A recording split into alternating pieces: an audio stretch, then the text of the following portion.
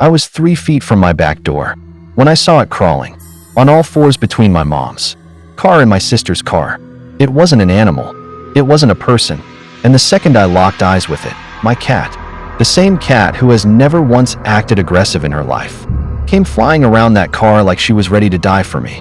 I'm going to tell you exactly what happened, in order, because I need someone other than my partner to hear this and tell me.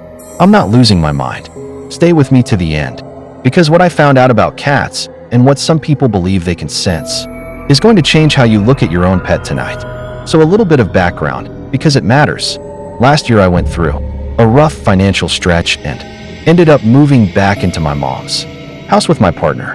We live in the basement now, between the two of us and my mom. There are 4 cats in this house. 2 are mine, 2 are hers, and they all go in and out freely.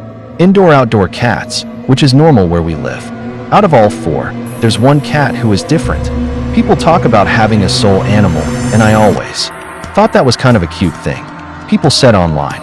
But this cat, I'll just call her my soul cat. And I have a connection I've never had with any other animal in my life. She knows when I'm upset before I do. She waits by the door on nights I work late. If you've had a pet like that, you already know exactly the bond I'm talking about. I usually get home late, somewhere between midnight and 3 a.m., depending on my shift.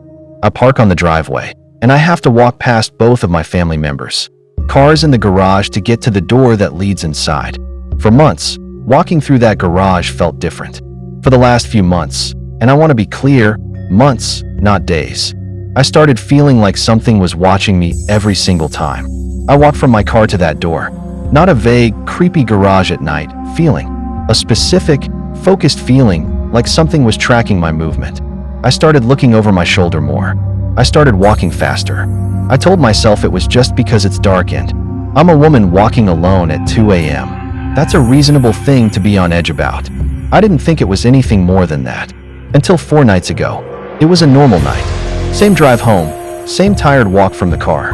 But that feeling was stronger than I'd ever felt it, strong enough that I was glancing behind me, almost every couple of steps, which I don't normally do.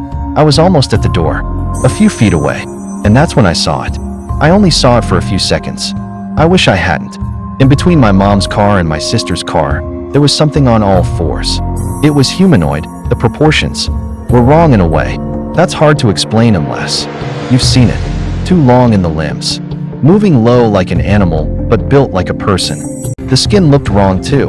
Not fur, not smooth skin, something in between. Almost diseased looking, and it was moving toward me. I froze completely. I want to be honest with you. I didn't run, I didn't scream, my body just locked up. I blinked, and when my eyes opened again, it was gone. No sound, no footsteps, nothing. Just gone. And in that same instant, my soul cat came flying around the other side of my mom's car, running straight at me like she was trying to get between me and wherever that thing had been, practically herding me toward the door. That's when the chupacabra thought hit me, and I didn't like where my mind went next. I got inside. I locked the door, and for the next 3 days, I genuinely told myself I was losing my mind. I work nights. I don't sleep great.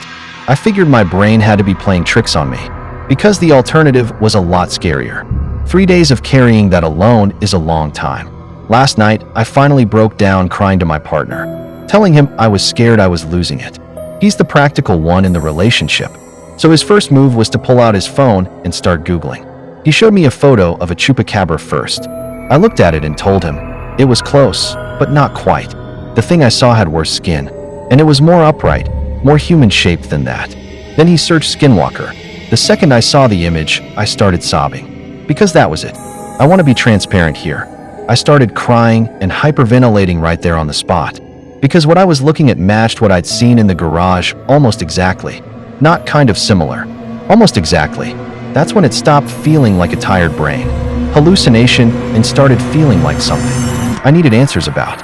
After that, I called a friend of mine, mostly just to talk it through out loud with. Someone who wasn't as emotionally wrapped up in it as my partner. He's the one who brought up something I'd never really thought about. The idea that cats, across a lot of different cultures and folklore traditions, are described as having a kind of sensitivity to things outside normal human perception. Spiritual protectors, boundary crossers, animals that supposedly notice and sometimes react to presences that people can't. I'm not going to sit here and tell you that's scientifically proven, because it's not, and I think it's important to be honest about that on this channel. But I will tell you this, the timing of what my cat did, the second that thing vanished, was not normal cat behavior. She is not an aggressive animal. She has never once run toward danger in her life. That night, she ran straight at where I'd just seen something inhuman, like she was putting herself between it and me. I'm more afraid of this thing being real than I ever was of going crazy. And that's honestly the part that scares me the most right now. For 3 days I was hoping it was just my mind playing tricks, because that felt safer than the alternative. Now I don't know which one I'm hoping for. So here's where I'm at.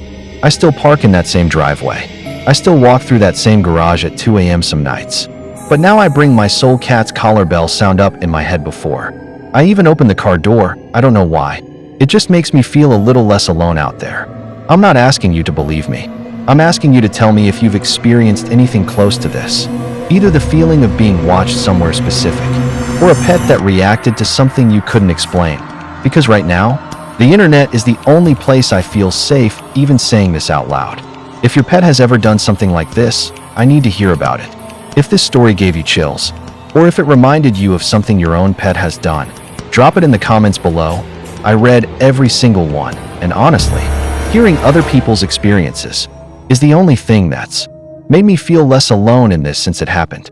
Subscribe if you want to hear what happens if, or when, this happens again. Because I promise you, I will not be staying quiet about it. And to my soul cat, wherever you are right now in this house, thank you.